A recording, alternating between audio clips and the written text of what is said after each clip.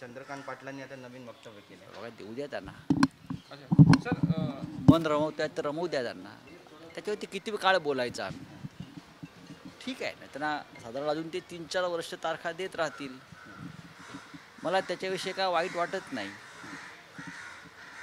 त्यांच्यावरचा प्रसंग मी समजून घेऊ शकतो, काय आलाय तो गेल्या 2 वर्षापासून. तर दादांविषयी मला पूर्ण सहानुभूती आहे. दादा असतील किंवा त्यांचा पक्ष असेल किंवा दादा, हे मी मागे म्हटलं की ते फार निष्पाप, स्वच्छ हृदयाचे, निर्मळ मनाचे असे नेते आहेत. तर त्यांची वेदना आहे, ती प्रयत्न करतात की आता येईल सरकार, उद्या येईल, पडेल, आता पडेल, उद्या पडेल, पण पडत नाही. त्यातून मग नैराश्य येतं. मग पुढली तारीख दिली जाते. आता 10 मार्च नंतर 5 राज्याच्या विधानसभा येतील. त्यानंतर ते सरकार पडेल. याच्या आधी पश्चिम बंगालचे निकाल विधानसभा होत्या, त्यानंतर पडणार. बघा, त्यांचे प्रयत्न त्यांनी सुरू ठेवले पाहिजेत विविध माध्यमातून, ईडीच्या माध्यमातून, CBIच्या माध्यमातून, इन्कम टॅक्सच्या माध्यमातून, कारण त्यांच्याकडे दुसरं आता काही नाही. त्याच्यामुळे माझ्या त्यांना पुन्हा पुन्हा शुभेच्छा आहेत. आणि दादांच्या मनातल्या ज्या काही इच्छा आहेत, ते त्यांचे जे इतर सोडे आता हत्यारं आहेत ती पूर्ण करू. बोला. चंद्रकांत दादा पाटिल मैंने कहा ना अभी कि देखिए तारीख देने दो. फ्रस्ट्रेशन है. अब ये 4 राज्यों में जो चुनाव है उसके नतीजे आ जाएंगे 10 मार्च के बाद. उनके बाद सरकार गिरेगी.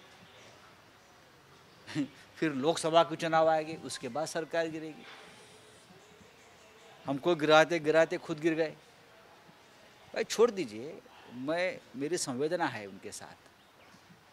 उनके ऊपर क्या गुजरी है मुझे मालूम है. चंद्रकांत दादा पाटिल एक अच्छे इंसान है, बहुत ही निष्पाप, इनोसेंट आदमी है राजनीति के. इसलिए मैं उनकी वेदना समझ सकता हूँ. ईडी की बात की, CBI हाँ, करने दो ना. ये सब सेंट्रल एजेंसीज को लेकर सरकार गिराना चाहते हैं तो गिराने दो. पश्चिम बंगाल का चुनाव था तो पश्चिम बंगाल हम जीत जाएंगे, फिर राज्य की सरकार गिरेगी, ऐसा कहा था, वो नहीं हुआ. फिर तमिलनाडु में सरकार हमारी आएगी, फिर यहाँ गिरेगी, नहीं आ गए.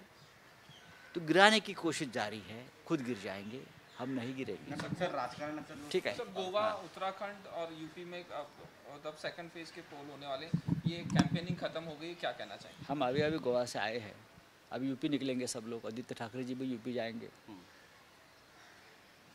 कैंपेन करेंगे आप. और हमने कहा कि लोकसभा की सीटें हम लड़ेंगे पूरे देश में. उसकी भी तैयारी चल रही है आदित्य ठाकरे जी की लीडरशिप में. सर, हेमंत बिस्वा ने राहुल गांधी को मॉडर्न डे जिन्ना कहा है, जिस तरह से उनका स्टेटमेंट आया. राहुल गांधी, ये महाशय तो अपनी पूरी ज़िंदगी कांग्रेस में बिता चुके हैं, तब उनको ये साक्षात्कार नहीं हुआ. ये जो असम के मुख्यमंत्री है, ये तो उनकी पूरी ज़िंदगी कांग्रेस में चली गई है. पूरी ज़िंदगी, पूरा जीवन कांग्रेस में ही था. और वही फिर कांग्रेस, वही राजीव गांधी जी, वही सोनिया जी, उनके साथ काम किया है.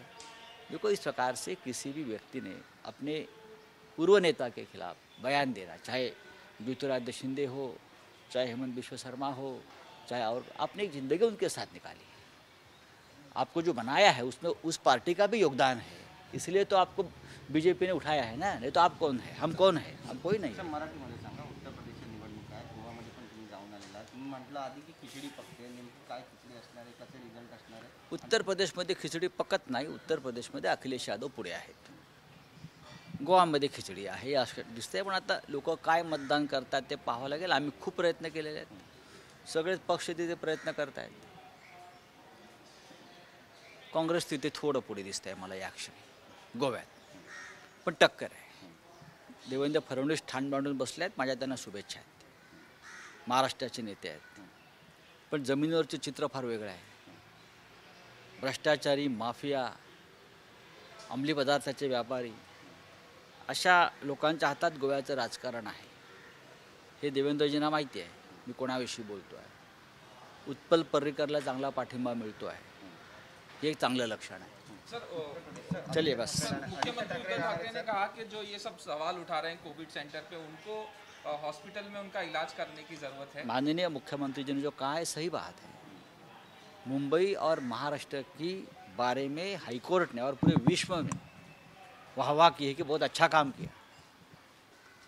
उसका दर्द है किस लोगों के मन में। मुंबई का कोविड सेंटर, पुणे के कोविड सेंटर, हमारे यहाँ गंगा में लाशें नहीं बहती थी। अगर किसी को एफआईआर दर्ज करना है यहाँ के लोगों को, बीजेपी के, तो यूपी में जाकर, वाराणसी में जाकर, काशी में जाकर हज़ारों लाशें जो बह गई थी वहाँ, या गुजरात में स्मशान भूमि के सामने जो कतार 2-2 दिन खड़ी थी, उनके खिलाफ कोई एफआईआर दर्ज करिए और वहाँ किस प्रकार का भ्रष्टाचार कोरोना और कोविड काल में हुआ है उस बारे में जांच की मांग आप सेंट्रल एजेंसी से कर सकते हो। महाराष्ट्र में जो हुआ है देश ने देखा है कितना अच्छा और बढ़िया काम हुआ है।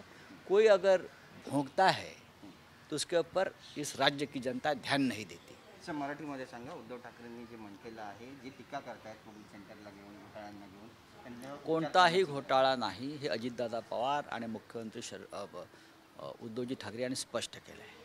कोणी भुंकत असेल, सवय असते काही लोकांना, तर त्यांना भुंकू द्या।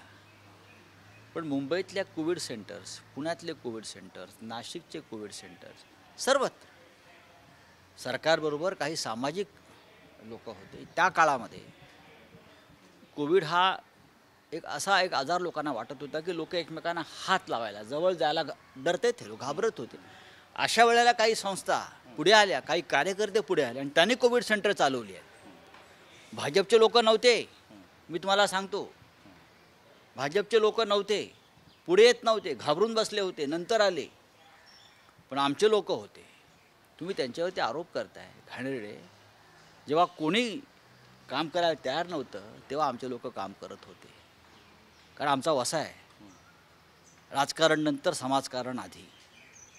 आणि तुम्ही आमच्या लोकांवरती आरोप करताय, तुम्हाला आरोपच करायचे आहेत ना। उत्तर प्रदेशमध्ये जा आणि गंगेमध्ये हजारो प्रेत, हजारो कोविडच्या काळात वाहत चालली होती, फेकून दिली, उपचार होत नव्हते। काय सांगताय मला तुम्ही?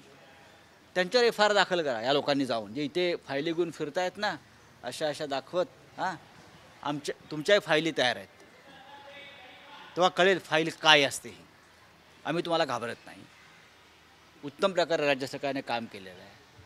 राज्याच्या मुख्यमंत्र्यांचं जगभरात कौतुक झालेलं आहे।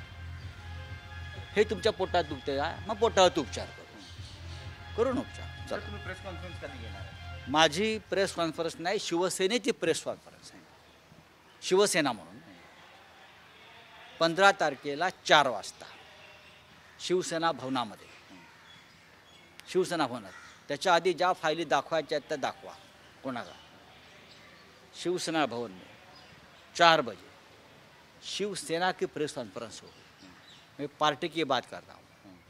उसके बाद महाविकास आघाड़ी की प्रेस कॉन्फ्रेंस होगी। हम आपसे नहीं डरते।